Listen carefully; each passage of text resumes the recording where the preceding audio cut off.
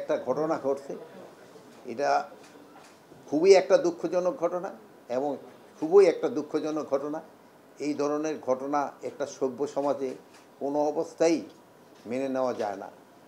তো এইটার ব্যাপারে আমাদের সবচেয়ে বেশি আলোচনা হয়েছে। এই ব্যাপারে আমাদের যা একটা ডিসিশনের মধ্যে হয়েছে, রাজধানীতে মিটফুটে যে চাঁদা না পেয়ে ব্যবসায়ীকে নারকীয় হত্যাকাণ্ডের ঘটনাসহ দেশব্যাপী সম্প্রতিকালে যেসব হত্যাকাণ্ড ঘটেছে, এসব হত্যাকাণ্ডে জড়িত সবাইকে আইনের আওতায় আনতে বর্তমান সরকার বদ্ধপরিকর।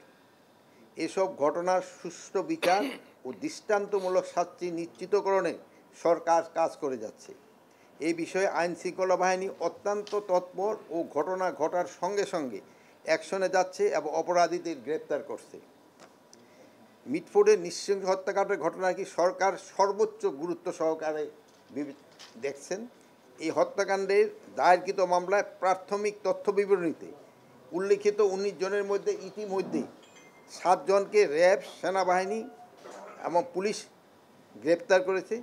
ঢাকার বাইরে গোয়েন্দা দল বিভিন্ন জায়গায় অভিযান চালিয়ে অবশিষ্ট আসামিদের গ্রেপ্তারে কাজ করে যাচ্ছে। বুধবার সন্ধ্যার ঘটনার পরেই ঘটনাস্থল থেকে পুলিশ কর্তৃক মঈন ও সেনাবাহিনী কর্তৃক তারেককে অস্ত্রসহ গ্রেপ্তার করা হয়েছে। গত শুক্রবার বিকালে আরও 2 জনকে গ্রেপ্তার করা হয়েছে। তাছাড়া শুক্রবার রাত্রেও 1 জনকে গ্রেপ্তার করা হয়েছে। গতকাল শনিবার রাতে এই ঘটনায় ডিবি আরও 2 জনকে গ্রেপ্তার করেছে। সব মিলে এই ঘটনায় এই পর্যন্ত 7 জনকে গ্রেপ্তার করা হয়েছে, যাদের মধ্যে 6 জনকে ভিডিও ফুটেজ শনাক্ত করা হয়েছে। তদন্তে আরও আসামি পাওয়া গেলে তাদেরও আইনের আওতায় আনা হবে। এই বিষয়ে ডিবি টিম সক্রিয়ভাবে কাজ করে যাচ্ছে। এই ঘটনায় প্রশাসনিক এবং আইনশৃঙ্খলা বাহিনীর কোনো শিথিলতা ছিল কি না তাও সরকার গুরুত্ব সহকারে বিবেচনায় করবে এবং তাও খতিয়ে দেখতেছে। উল্লেখ্য যে এই হত্যাকাণ্ডের বিচার দ্রুত বিচার ট্রাইব্যুনালে নেয়ার পদক্ষেপ নেওয়া হয়েছে। ইতিমধ্যে খুলনা হত্যাকাণ্ড 1 জনকে গ্রেপ্তার করা হয়েছে। সরকার এই মর্মে বিশ্বাস করে অপরাধী যে দলেরই হোক না কেন, সে যে কোনো দলেরই হোক না কেন, কোনো রাজনৈতিক অথবা অন্য কোনো পরিচয়ে কাউকে ছাড় দেওয়া হচ্ছে না এবং ভবিষ্যতেও দেওয়া হবে না। কোনো অপরাধীকে পুলিশ প্রশ্রয় দিবে না। সামাজিক অস্থিরতা, অসহিষ্ণুতা, নৈতিক স্খলন প্রকৃতির কারণে সমাজে অপরাধ প্রবণতা দিন দিন বৃদ্ধি পাচ্ছে। দেশ ও সমাজ থেকে অপরাধ কমিয়ে আনার দায়িত্ব আইনশৃঙ্খলা বাহিনীর পাশাপাশি আমাদের সকলের। এক্ষেত্রে আইনশৃঙ্খলা বাহিনী, মিডিয়া, রাজনৈতিক দল, সামাজিক সংগঠন, অভিভাবক, ছাত্র, শিক্ষক, সাধারণ জনতাসহ সবাইকে দায়িত্বশীল ভূমিকা পালন করতে হবে। আর কেউ যেন আইন নিজের হাতে তুলে না দেয়, এই বিষয়ে সচেতন জরুরি। জননিরাপত্তা বিঘ্নকারী কোনো ঘটনা বা অপরাধ ঘটলে সেটা যেন দ্রুততম সময়ে আইনশৃঙ্খলা বাহিনীকে জানানো হয়। আইনশৃঙ্খলা বাহিনী সেই বিষয়ে যথাযথ ব্যবস্থা গ্রহণ করবে।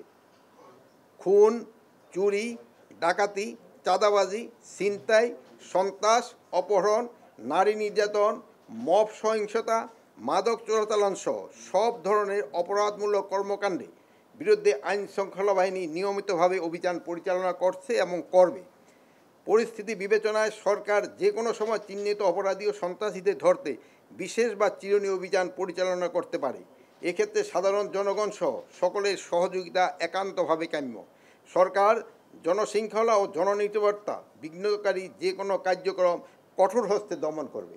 এটা আপনারা নিয়েও যেতে পারেন, আপনারা হয়তো কারো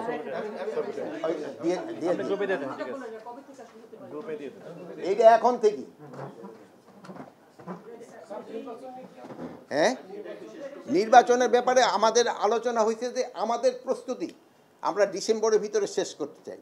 নির্বাচনের ক্ষেত্রে আপনারা জানেন এটা হলো আইনশৃঙ্খলা বাহিনী যেমন একটা স্টেক হোল্ডার, প্রশাসন হলো একটা স্টেক হোল্ডার, আর একটা স্টেক হোল্ডার ইলেকশন কমিশন, আর একটা হলো সবচেয়ে বড় হলো যারা ইলেকশনে অংশগ্রহণ করবে তারা।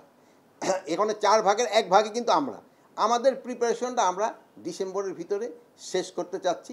তারপরে ধরেন যে ইলেকশনের ডেট এটা এটা দিবে হলো ইলেকশন কমিশন, তারা এটা কবে ইলেকশন দেবে তো একটা টেন্টেটিভ ডেট তো আপনাকে সবসময় বলা হয়েছে যে রোজার আগে হতে পারে, রোজার পরে হতে পারে, কিন্তু এটা নিয়ে আমাদের কোনো না, আমাদের প্রিপারেশনটা আমরা চাচ্ছি যে ডিসেম্বর 31শে ডিসেম্বরের ভিতরে যেন আমরা কমপ্লিট করতে পারি।